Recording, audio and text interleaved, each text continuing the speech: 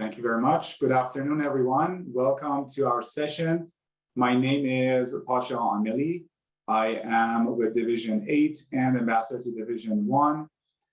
Today's session is one of our series, initial series that focuses on international, but addresses various components of international, focuses on arbitration, but compares it from different aspects of international and domestic arbitration.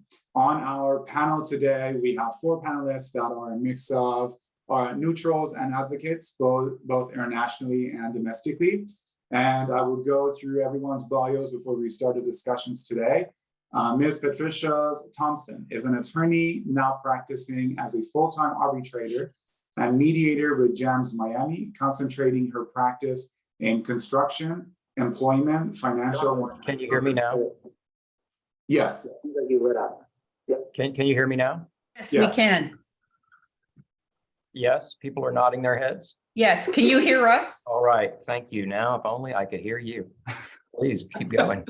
Yes, but we had an issue with Marcus Let's getting see. access to audio. And she also practices complex commercial disputes in the US and internationally. Ms. Thompson is regularly listed by the best lawyers in America, Chambers USA Guide to America's leading business lawyers, and International Who's Who of Construction and Business Lawyers, and other similar Florida publications. She is a fellow of the Chartered Institute of Arbitrators and the American College of Construction Lawyers. Thank you, Patricia, for being a part of today's panel. Next, we have Ms. Merra Kurubalan.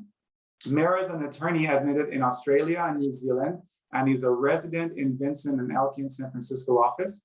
Her principal areas of practice is in complex commercial litigation with a particular focus on international arbitration. Merra has in-house and firm experience in mega construction and engineering disputes, including a joint venture in a multi-billion-dollar arbitration arising from upstream and downstream disputations. She also has experience acting as an arbitral secretary for an ICC tribunal. Hi, Merra, thanks for joining us today. Marcus, we are getting to you. Thanks for sorting your audio issues. Marcus Quintanilla is a partner in the Global Dispute Group at Jones Day. With offices in San Francisco and Mexico City, he focuses his bilingual practice on international commercial arbitration and transnational litigation for clients in the semiconductor, infrastructure, and energy sectors. In over 20 years of practice, he has led teams in dozens of disputes over projects and products as varied as nuclear fuels, DRAM chips, and high-altitude copper mines. Marcus teaches arbitration at University of California, Davis Law School, and holds leadership positions in the ABA, the CLA's ADR section, and CalArb, a nonprofit dedicated to the advancement of international arbitration in California. He earned his JD cum laude from Harvard University and clerked at the Central District of California and the Ninth Circuit Court of Appeals. He is licensed in California, New York, Washington, D.C., and Texas. Last but not least, Zach Torres-Fowler. He is a partner in the construction group of the law firm of Trotman Pepper, based in Philadelphia and New York. Zach concentrates his practice on construction-related disputes and specializes in complex domestic and international arbitration proceedings. Zach is also a regular author and speaker in the field of construction and international arbitration, and has been published in multiple academic and professional journals. He is also an adjunct professor at Charles Riger School of Law at the Villanova University, where he teaches courses on international commercial arbitration. Welcome, everyone. Thank you for participation again. As I was mentioning earlier, we are focusing these webinars on differences between practicing arbitration in domestic and international spaces. And I want to start today's webinar by going through the 3 aspects of arbitration that we're covering today. We want to look at the discovery and disclosure, presentation of evidence, and use of experts from different perspectives of neutrals and advocates, and domestic and internationally. The first topic that we're focusing on is discovery and disclosure. So I want to start the conversations by asking Zach to give us a conceptually speaking kind of definition of the differences between domestic and international practices when it comes to discovery and disclosures. Sure. And Pasha, do you want to put up the slides, or are we not going to use the slides today? Let's see. I think the slides should be up. Can you guys see it? Not yet, but there it goes. So happy to talk about this, guys. First of all, thank you for having me. It's really a pleasure to be here. I recognize a lot of faces in the group. I think I've appeared before many of you before, so I am probably going to get criticized in some way, shape, or form, but thank you for tolerating me. As Pasha said, my name is Zach Torres-Fowler. I do a lot of international commercial arbitration, construction field, and domestic stuff. And to Pasha's point, just to sort of set the table about discovery and disclosure and sort of domestic arbitration and international arbitration. I don't want to go into the mechanics. I just want to sort of set a conceptual table as to why these two systems are sort of different and why they approach discovery and disclosures in different ways, because they do fundamentally affect the procedures you use in a domestic U.S. arbitration context versus an international commercial arbitration context. In domestic arbitration, U.S. domestic arbitration, discovery is relatively common. It might not be as robust as what you see in sort of the courts. It may be sort of constrained in some way, shape, or form, but it exists. And it's common because, frankly, that's what our legal tradition in the United States follows. Discovery isn't, it is a mainstay of U.S. litigation. In contrast, in international arbitration, there's no inherent right to discovery at all. And as a default, absent some agreement between the parties are really both expected to take forward their evidence, the best evidence they have, put it to the arbitrator, and make the decision based on what they presented. In an international arbitration context, really the word discovery is really almost a bad word. You don't really oftentimes hear arbitration practitioners sort of comfortably saying the phrase discovery. They usually use the phrase disclosure, which is really intended to sort of refer to primarily document exchange, the production and sharing of documents. And even that is a fairly narrow process. But in international arbitration, you do have disclosure. It's subject to party agreement. It is common, though. It's commonplace, and arbitrators usually grant those requests. But it serves a slightly different role in an international arbitration context. So in just American litigation, US litigation, domestic arbitration, discovery is a central piece. It focuses on allowing the parties to gather the evidence they're going to use to present at a hearing or at a trial. In international arbitration, it doesn't play quite the same role. It is a process. Disclosure is a much more narrow process. It usually takes about a couple of weeks. Maybe if you have a more complicated series of disputes, it might take a couple months, but it's not, a central factor. And it really does affect how you structure an international arbitration versus a domestic arbitration. And really in an international arbitration, the narrowness of discovery or disclosure is really focused on getting not just general broad dumps of information to figure out what you're going to present at trial. It's really intended for the parties to request documents that are really material, relevant and material to their case. Documents they don't have, that they know they need, and they need to use to present their arguments in front of the arbitrators, which is a slightly different approach than what you'd see in a domestic arbitration case. And I guess the last thing I'll just sort of say, and I'm going to turn it over to the rest of the panel, but it really sort of always boils down to it's a distinction in legal traditions. International arbitration is really a blend of common law and civil law. But it's also sort of a distinction between what we value in an international arbitration context versus a domestic arbitration context. In the US, we very much value this notion that discovery is a truth-seeking feature. It's a tool to make sure we get the optimal, the right result. Whereas I think in international arbitration, given sort of the blend of the legal traditions that exist, it oftentimes is, it prioritizes in a lot of ways efficiency. Now, let's get to the best result we can, no matter how imperfect that process may be. And so as we sort of talk about disclosure and discovery, I think you just want to keep in mind the role that discovery and disclosure really play in these two different types of settings. Thank you, Zach. Thank you. To back up to that description, I want to ask Marcus, given your involvement in both international and domestic arbitration. Can you give us some examples of past cases that you saw these procedural differences very much pronounced?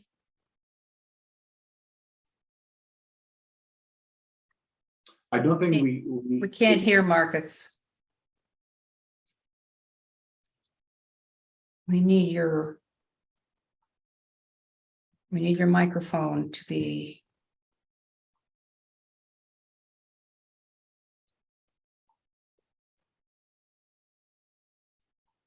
Okay. As loud as possible if you go to, Can you hear me now? There we yes, go. yes. Okay, all right. Sorry about that technical difficulty. Thanks. So I think we got it straightened out. So what I'm going to do is actually focus on an international case because I think it'll really illustrate this balancing that Zach was talking about. And I agree with all of Zach's comments. There really is a kind of fusion of civil law values and common law values that come into play. And that's going to very much influence this disclosure or discovery process. So I guess my little anecdote is from my very first international arbitration case. You could call this a California lawyer goes to Stockholm, right? Where we were suing over a nuclear fuels contract against a government-owned entity. And we really needed internal communications within that entity to help establish our case. Or at least we certainly wanted them because we were positive it was going to, at a minimum, provide outstanding atmospherics to our case. So we're very much thinking about this like American trial lawyers. But as Zach pointed out, the scope for discovery is much narrower. Now, here's my advocacy pointer to American lawyers who get involved in international arbitration. You should not accept the other side simply saying, we don't do that in international arbitration. We don't have discovery, okay? Because absolutely there is an appropriate scope of document disclosure, and you need to be entrepreneurial as lawyers to seek what you need. So we went through a process that's essentially best defined, I think, by the IVA rules on the taking of evidence in international arbitration, which, as Zach pointed out, requires you to really show relevance and materiality for each and every narrowly crafted request for documents that you make. So every document that mentions my client or every document related to this dispute is not going to work. But you don't have to be so narrow as that certain memorandum dated blah, blah, blah, right? There is a middle ground. And as long as you can use the parties' submissions, the request for arbitration, the response, and in many cases, both the statement of claim and the statement of defense to really show, here's the documents or categories that I need, and this is what they're going to prove, you will typically get those requests. Of course, some of it is going to depend on the background of the members of the tribunal. American arbitrators tend to be a little more in favor of broader disclosure, and continental jurists are sometimes a little bit more reserved. But again, those are stereotypes. The bottom line is push for what you really need to prove your case, rather than the American style of, let's go see what's out there and I'm going to make my case based on what I've discovered. Yeah, that's true. Thank you. So Merra, Marcus's perspective was a bit more focused on the neutrals. From your in-house experience in Australia, do you have any examples that can also speak to the topic we're discussing? Thanks, Pasha. So, I mean, I think we can all always just say we agree with everyone, with everything that has been said previously. But I think what I'd like to focus on is the use of writ fund schedules. So what Marcus was talking about, where Marcus and Zach both, about the relevance and materiality, all these discussions and debates are often memorialized, I guess, in a tool. And I'm sure most of you would have heard about it, but it's called the writ fund schedule. And it is an extremely useful tool that we used internally as well to track, what was happening with a particular request. Had we actually already produced documents? Were we going to dispute it? Why were we going to dispute it? So it's actually really helpful because it sets out the parties' requests, the reason and the justification, and the responses from the other side, including any objections. And eventually, it would be used as a tool that tracks the decision from an arbitrator if the parties can't agree between themselves. What I'd like to say is the red fund schedule process and this whole disclosure process is only as effective as it is deployed, right? So if the parties aggressively use and adopt the IBA rules on taking evidence that Mark has mentioned, it can be a really effective tool to cast away a lot of irrelevant requests. Because oftentimes, I think what happens internally is, you go to your commercial team and you go, what kinds of documents do we need to prove up this case? Because a lot of the times it's extremely technical stuff, right? So you have to rely on your commercial team. And what happens is what you get back from them is generally like a wish list. And as we know, effective use of the IBA rules doesn't allow for a wish list. And so, you need to tie it back to the submissions, et cetera, is what Marcus was saying. So I guess my top tip is work with your commercial team at the outset. See if, they can be more specific about a document that, we know that exists, because we can normally come down to the level of, it would surprise you, but a lot of the times, you can actually come down to, there was a meeting that took place between the owner and the contractor and the subcontractor, and it was usually held bi-weekly, and it's usually on a Wednesday. And when you can actually give this specific detail, and let's say but we didn't take notes at this meeting, someone like the other party took notes at this meeting, this way you can actually prove up and show, I don't have the document, it's not likely for me to have this document, but I know that this document definitely does exist, and therefore I need it. So this level of specificity and the actual use of the IBA rules really does help the arbitral tribunal at the end of the day make this decision and actually help give you the documents that you may actually require. So I think maybe hopefully that's a bit helpful. It is. And that's interesting to see the perspective of the in-house, AKA owner, what is expected to be received. Patricia, from your point of view as an arbitrator, do you have different ground rules or philosophy when it comes to arbitrating domestic and international arbitrations?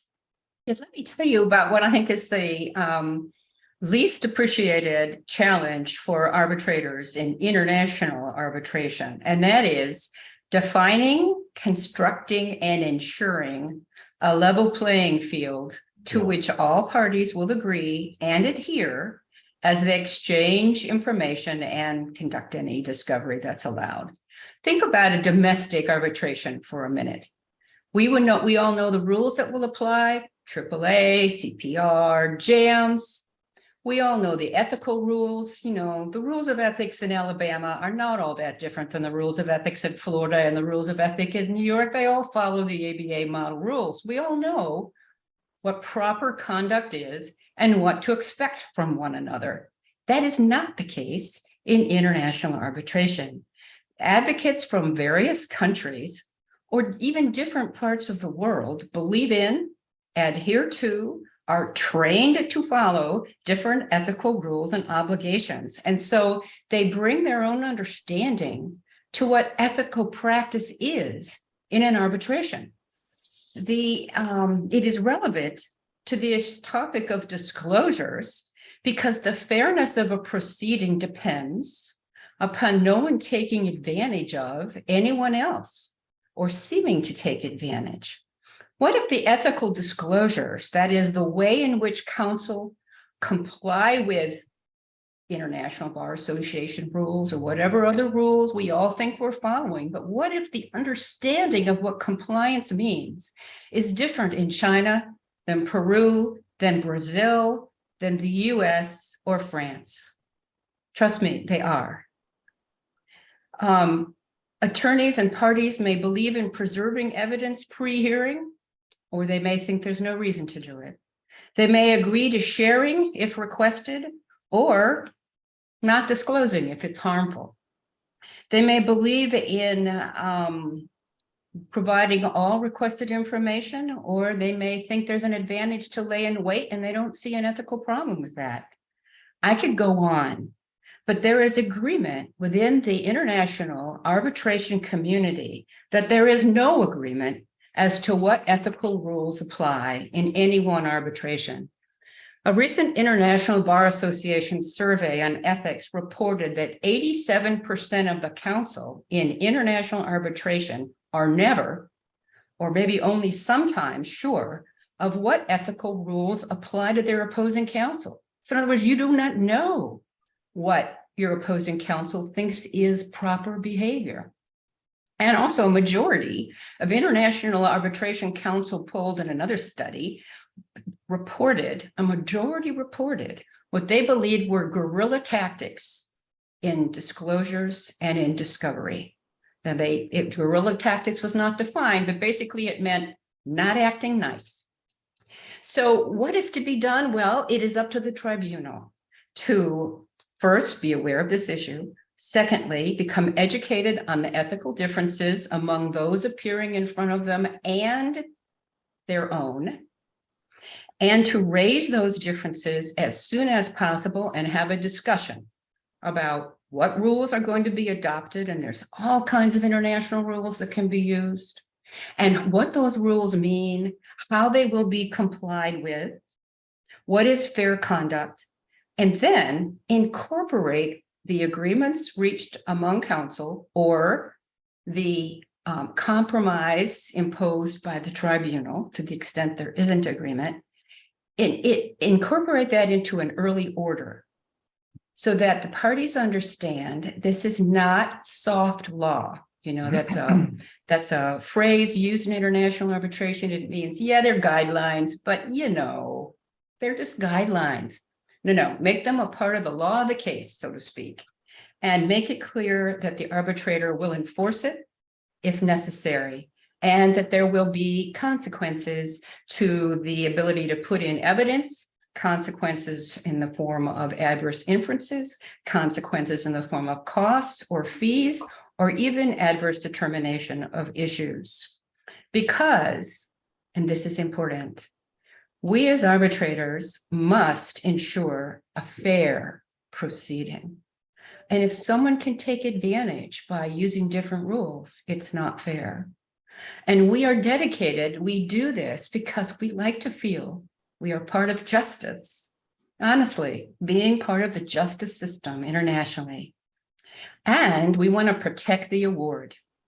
One of the possible bases to annul an award is a party's inability to present their cause fairly due to either the misconduct of counsel or unfair processes imposed or allowed by the arbitral community. So when it comes to disclosures, arbitrators must address the misunderstandings as to international ethics and level the playing field. Yeah, no, I appreciate that. And that's a great point you made about the differences in belief and what is acceptable and what's not in different regions of the world. That brings us to the next session of the presentation that focuses on presentation of evidence. Patricia, I want to continue that discussion that you were just having.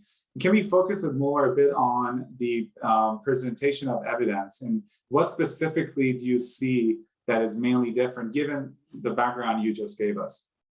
Well, the chart in front of you talks about the fact that in domestic presentations and arbitrations, there are certain rules, and in international, there are others. And so what I'd like to do is talk about some of these things. The first is, and I'd like to talk about it again from the sort of ethical considerations as well as practices commonly accepted in various jurisdictions.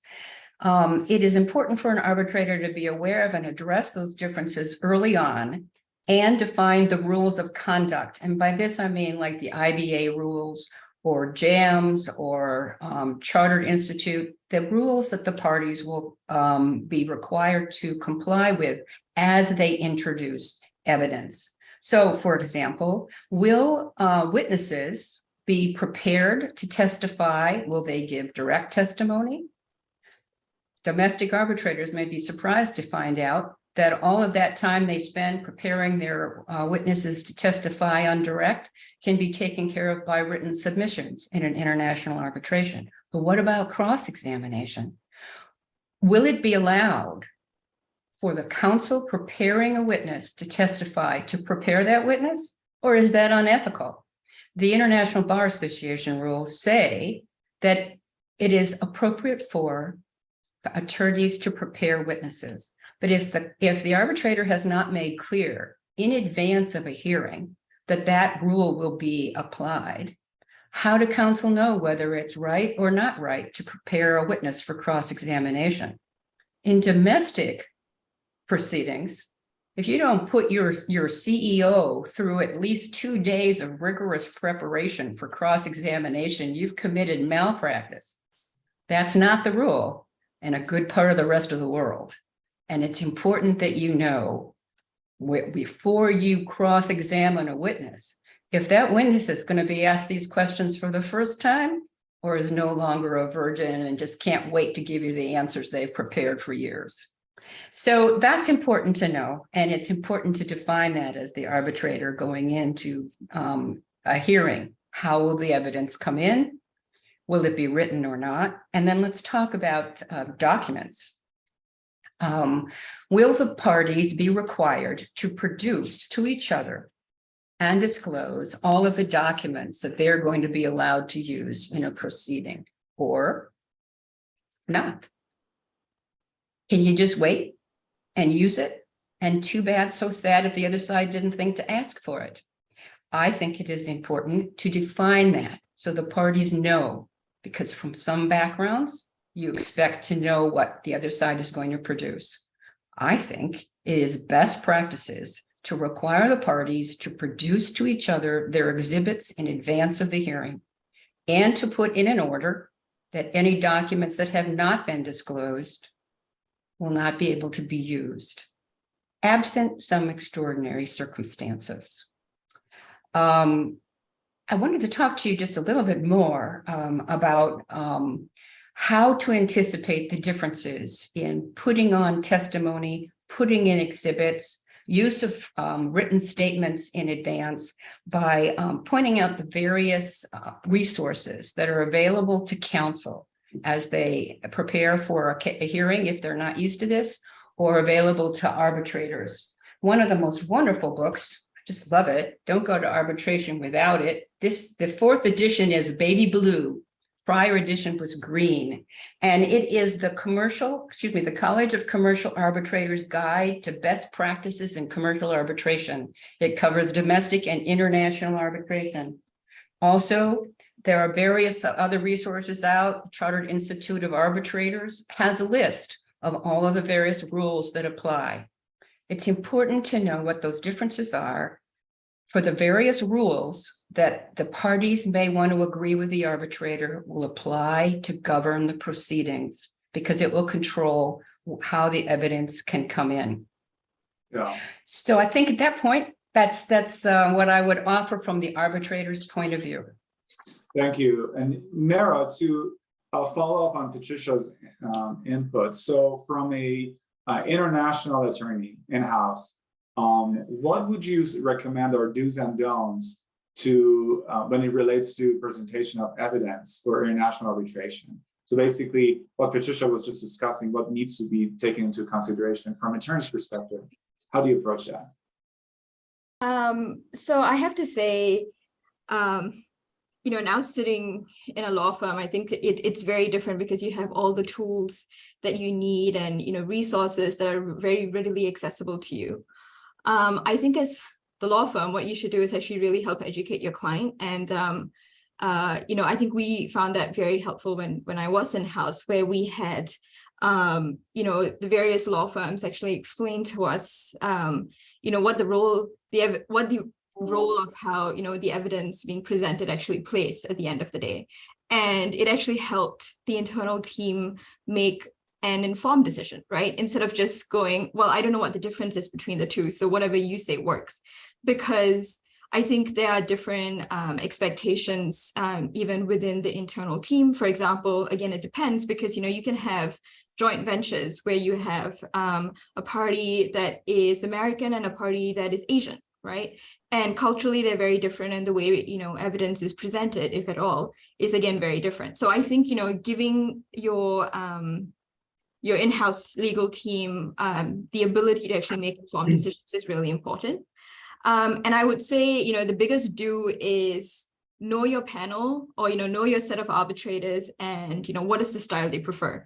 And you would know this at the outset when you're actually, selecting your arbitrator, right? So for example, where you have a panel where they're considered black letter lawyers, right? Or like black letter judges, where they prefer the written submissions, right? They prefer, like detailed written submissions, law, etc. But what we actually found really helpful was, what we did do in the final oral presentations was actually have, you can use all these tools on Zoom and any of these online tools where you can zoom into particular sections of your submissions and, like draw little boxes on it, highlight it, and, go, you have seen this before, and this is what we're talking about, right? So that was the use. That's how we kind of used this new age technology in presenting evidence that they've seen before, but they found really helpful, because then they could pull out, their tabbed notes and go, oh yes, I've seen this before, and I now understand the context in which that sentence was said, or like why this is extra important. And I think it actually was very useful to us in that particular panel. And, again, you have to adjust your style to, what forum you're in, because, for example, we had another situation in which we used to run the quick adjudications in the Northern Territory courts. And there, you had shorter turnaround. So there's no time for detailed submission, like detailed 200-page submissions or anything like that, right? It had to be quick, sharp, and then very effective oral presentations. And even in the oral presentations, again, we use the tool of like, snapshots and PowerPoints. And some people may not like it, but I think if used effectively, the PowerPoints are very, very persuasive. The biggest don't is don't just apply standard practice, right? Because I think in-house you often fall into, well, that worked before, so why can't we just do that? Let's just be safe. We know for sure that worked. Talk to your external team and actually figure out what is going to work for this particular matter or this particular venue in which, whatever the matter is being heard, and what the dispute is, right?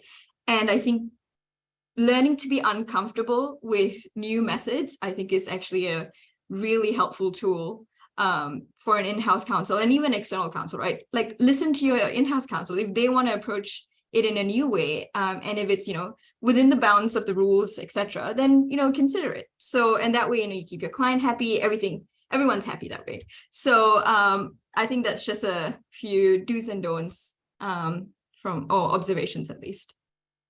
Thank you. And so we talked about the differences for presentation of evidence, but we never talked about the cost. Now, I know this is a very broad question. Zach, given your involvement in both international and domestic arbitration, what do you see? Do you think overall, big picture speaking, which one is more cost heavy? And if we can't quantify it, is there a way to talk about different components of each that can contribute to those differences? Sure. So I think there are a wide range of opinions as to whether or not domestic arbitration procedures are any cheaper or more expensive than international arbitration procedures. And I don't think you're going to find a coherent, universal answer to that question. I think it's just going to be, it depends. But there are a couple of things I think people should understand about just the differences in procedures and where time is spent and how how fees get calculated and quantified in the domestic versus international arbitration. You've got the slide on the screen, and I'll just quickly kind of talk about it. In domestic arbitration, the procedures are basically you file your demand for arbitration, the other side files their answer, and then you've got a procedural conference. Sometimes you have statements of claim, there's discovery, and then you go to a hearing. I recognize there's a wide variety of ways of managing domestic arbitration. Oh, I mean, Patricia's smiling. So I don't want to speak, overgeneralize, but in general, the focus of domestic arbitration, you get through discovery and you go to trial. In international arbitration, it is far more written submission heavy prior to the hearing. And usually, Marcus referenced them earlier, you usually have pretty robust memorials or statements of claim. I mean, these are literally sort of almost your prima facie cases and defenses, written, presented alongside your written evidence, sometimes presented alongside written witness statements, expert reports. All of that is sort of done long before the hearing, and that takes time. So that's one big component in terms of procedural difference. The advantage of using an international arbitration approach, oftentimes, is that by the time you get to the hearing, the parties really understand where the crystallized issues of dispute are and the issues that the arbitrators have to decide at the time they get to the hearing. So that's one big procedural difference. And I'll talk about why that affects costs. Another big procedural difference is, we talked about discovery. We're narrow in our international arbitration versus domestic arbitration. So set that aside. Another piece is what you have on the screen right here is direct testimony versus sort of written witness statements. In US domestic arbitration, the norm more often, though it's changing and there are varieties of ways to deal with it, you typically find oral direct being the sort of norm. So you go to hearing, you hear the witness speak orally on direct, being questioned by their lawyer. In international arbitration, direct is primarily done through written witness statements. So you go to a hearing and effectively you say to your witness, is that your witness statement? Is everything in that witness statement correct? Great. I'm going to turn you over to the other side for cross-examination. That's a big feature that changes the dynamics of cost. So take those three issues together. You get cost savings on some, and you get costs on some unanticipated costs on others. For example, direct witness statements. You might actually save money and time not having to conduct depositions, for example, by having witness statements. And depositions are costly, so you might save time that way. You also might save time in hearings and not having oral direct testimony. That's one sort of feature. Whereas preparing a witness statement, talking to your witnesses takes time. That's attorney's cost. So maybe that's a net zero benefit. Preparing these robust submissions in international arbitration can be really time consuming. I think that's a big cost center for international arbitration. Whereas in domestic arbitration, you don't always get that, but you get bigger discovery. So you don't have quite as many costs there. This is all to say, so you can see sort of how there are trade-offs for both procedures from domestic to international. I don't think there's any real material difference. I think it will vary more often in my practice depending upon how complex the dispute is. So while one might be slightly cheaper than the other, if you have a complex construction arbitration, neither are going to be cheap. And I think you also want to keep in mind some things like administrative fees, like the ICCs for an international arbitration. Their administrative fees can be quite high. Versus AAA, ICER, JAMS might be quite a little bit lower. And to answer the question on the screen, sometimes, yes, litigation finance, third-party financing is somewhat more common, or at least is commonplace in international arbitration, though there are a whole host of ethical issues that come up during an international arbitration. So that's all a long story to basically say that the procedures in international arbitration for domestic arbitration can vary. You're going to get different costs and benefits associated with that. The key approach in Marcus, I know you haven't had a chance to speak about this, and I hope you do. The key is how you use those tools efficiently to really achieve the right result, the right procedure, and the right cost for your client. And I know there's a range of opinions. I've sort of heard it all from one side or another, but I think you can use these tools differently to achieve different cost efficiencies overall. So with that, I'll turn it over to Marcus, I think, and Pasha. Yeah, thank you. Well, actually, I'm going to turn to Marcus as well, because the next topic we're discussing here is the use of experts. And so, Marcus, following up on Zach's comments on how you really utilize these resources, let's focus on the expert witness. You have both experience as a neutral, as an advocate in both international and domestic spaces. What do you see on that? What are the major differences when it comes to expert witness. Yeah, thank you very much, Pasha. Again, we'll kind of make reference to the graphic that you put on the screen. And these are, again, a very broad brush. I agree with what's been said before. Part of the beauty of arbitration, both internationally and domestic, is its flexibility and its ability to be tailored to the needs of the specific case. But I think these are generally reliable signposts. So in the domestic setting, tribunal appointed experts, I think, is quite rare. Okay, so you're normally just dealing with party appointed experts, which is like our litigation system. In the international setting, it is not terribly uncommon for a tribunal to want to appoint its own expert.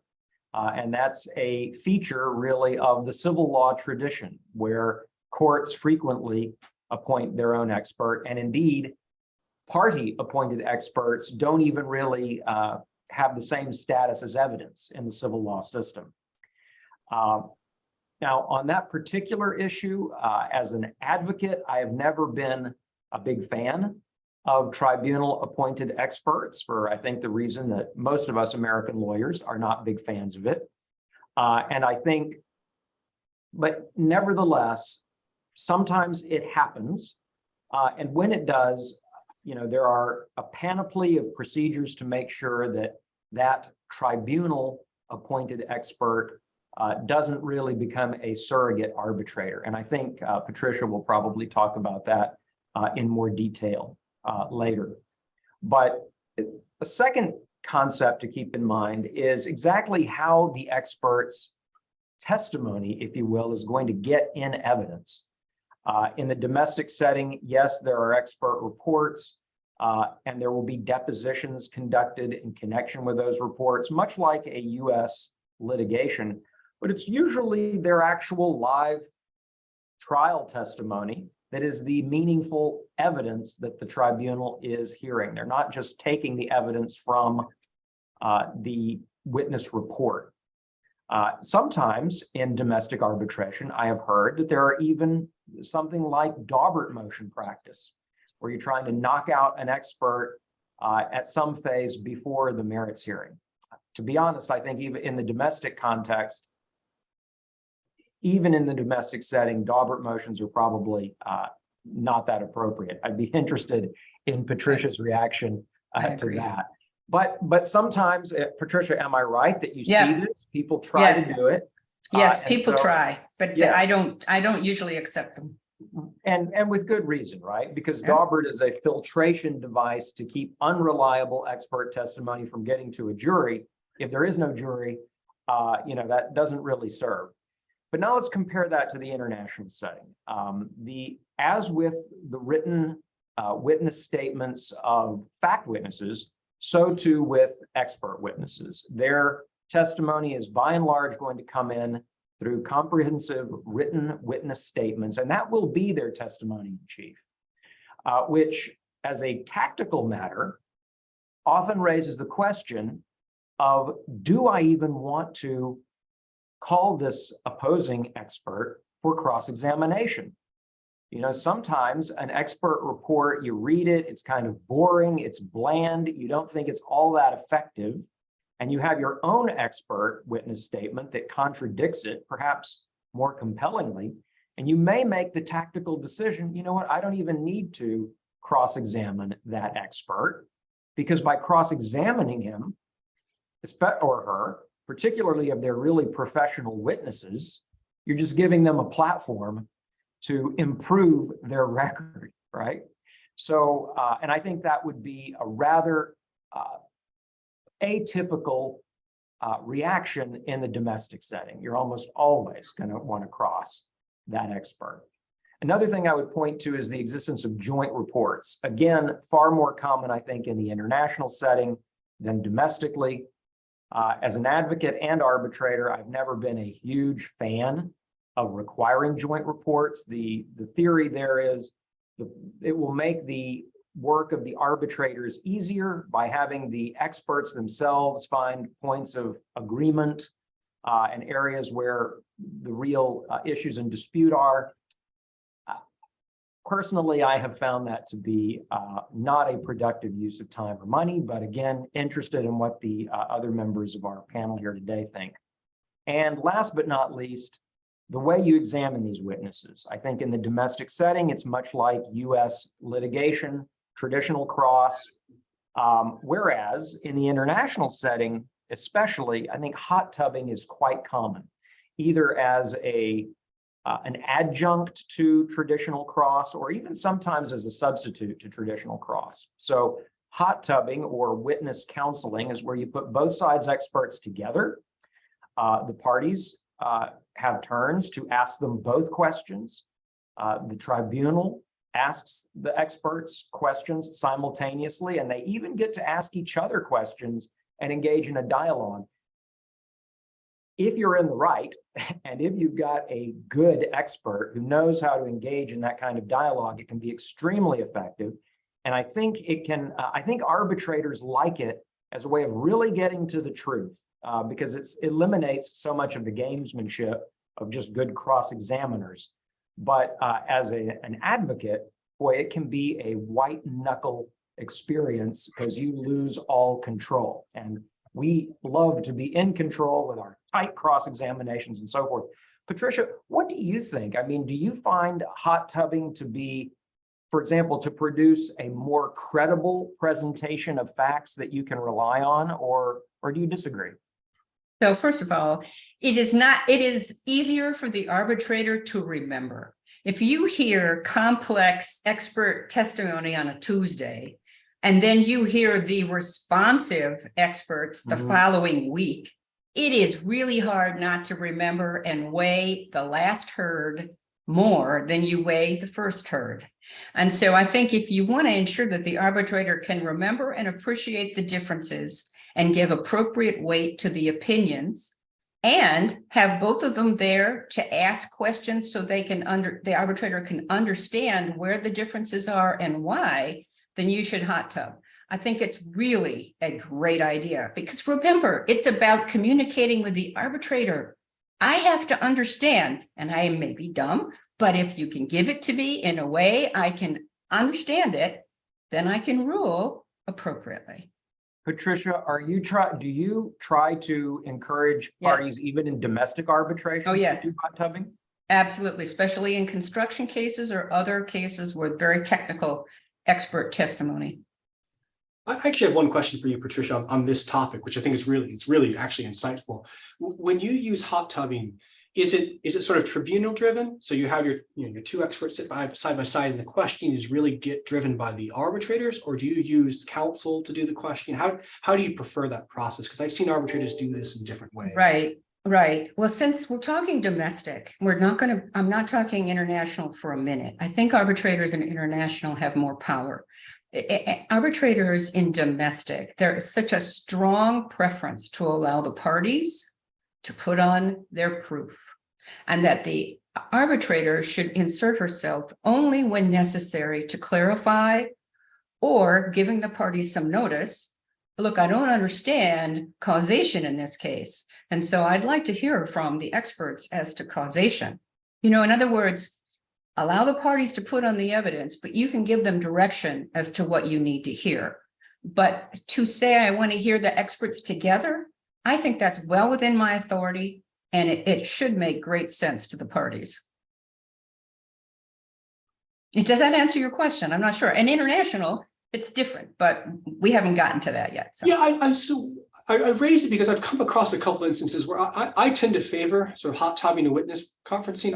I think it does help, and notwithstanding Marcus's comment that you do lose control, right? That's a big, too bad. For a counsel position, it is a bit of a white knuckle experience. It can be. But I've seen it where we've proposed it to the arbitrators. They're obviously familiar with it, but they oftentimes don't want to take the time at the outset to really prepare their own questions to help sort of facilitate the witness conferencing exercise.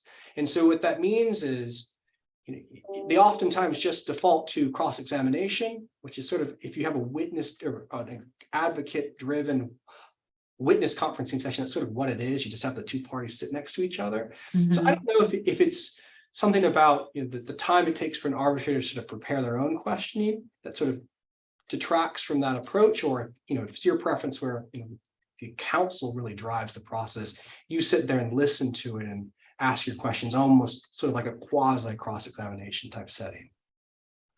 Well, that may be when you want to choose an arbitrator in a case that has a lot of expert testimony, you may want to interview your arbitrator about their philosophy of handling just this issue. Because I don't think you as counsel want to find out well into the case that you have an arbitrator that's going to take over a half hour of questioning of your experts that you have no control over, because what, you're going to object? Yeah. We have a few minutes, but I want to also ask Merra about this topic, your views on behalf of the in-house owner when you approach this. So, I mean, again, respectfully, I think it's just like not agreeing with what Marcus said, because I think for us, we found the joint report extremely helpful because it really avoided this whole like ships passing in the dark situation, especially with our scheduling experts, because if you have two schedulers use a completely different methodology, right? How does the arbitrator, because you're looking at the days, right? How many days am I going to award? Like, what was the delay, right? But these two methodologies can just give you like ridiculously different results, right? And then you're just going there, and as an arbitrator, they're just stuck and they're not sure what to do with this. And, I've also seen this, this is definitely front and center in a lot of arbitrators' minds, because even in the situation where I'm an arbitral tribunal, one of the discussions was we should ask the parties to actually confer early on and, have the experts actually, again, confer early on before the reports even come out, so that we ensure that this very issue doesn't happen, right? Because what are you going to do if you have apples to oranges, right? How do you actually give a fair decision?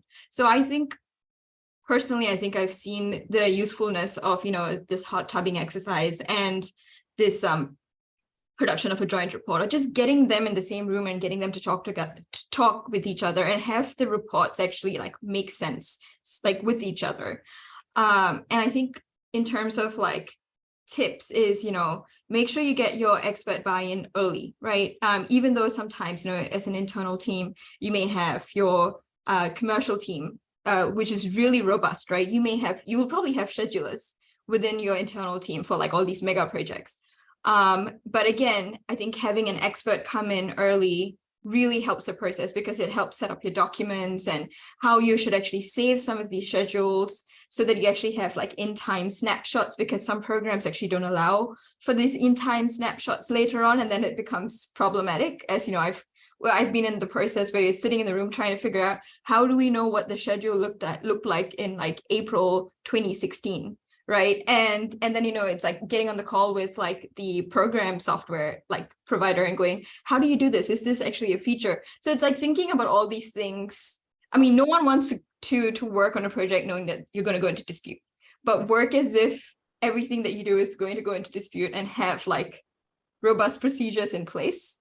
And I think that would really help your expert, in the future as well. So I think, internal coordination between your commercial team and your experts really important. Get your experts involved early. Ensure that like, in the timetabling process itself, you build in this time for, this early conferral of experts. And I think that would be actually really, really helpful. And we definitely saw that being very useful internally. I'm sure Marcus and us, we can continue the conversation on that, but we might have interest of time postpone it to April. I want to ask one question that we received during the discussions, a few that, Patricia, thank you for providing the link to Barrett. We also received the question, I think, Zach, it might be a little bit for you. Do these arbitration processes use litigation finance? I believe yeah. Yeah. So I spoke about it a little bit earlier. I mean, third-party financing is sort of here to stay in international arbitration, just as it is in the United States. It raises some ethical concerns, and there's some pitfalls that parties have to be aware of.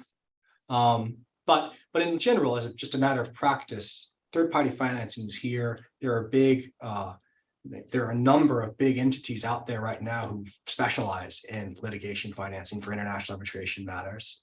There's a huge way you structure those types of deals and transactions, and how you share the recoveries and how you finance it.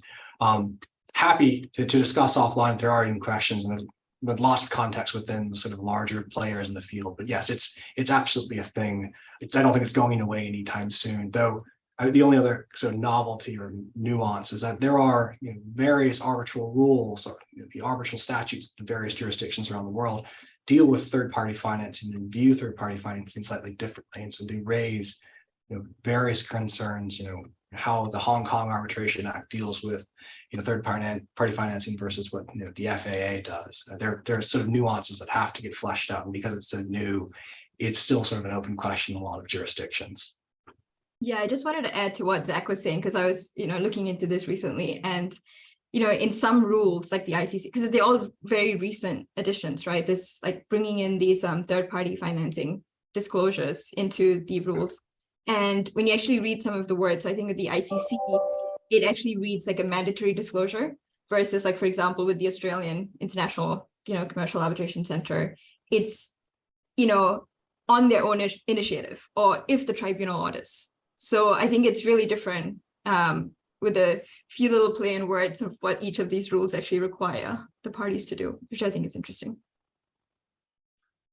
Thank you. And so, as Lee mentioned, the chat, Zach, you're going to be contacted for the questions. And everyone, thank you very much for joining us today. We're on top of the hour. I want to thank Division 1 and Division 8 chairs, Tom Don and Jerry Brodsky, for supporting this initiative. We're going to continue our discussions in April in Vancouver over a luncheon program that I will be moderating with Jerry. It will be the similar discussions. If you're interested to get involved, please reach out to me, Tom Don, or Jerry Brodsky. Thank you, Zach, Patricia, Merra, and Marcus for working with me on this panel. This was great, and thank you for your time. Thank you. Thanks, everyone. Thank you. Thank you. It was great fun.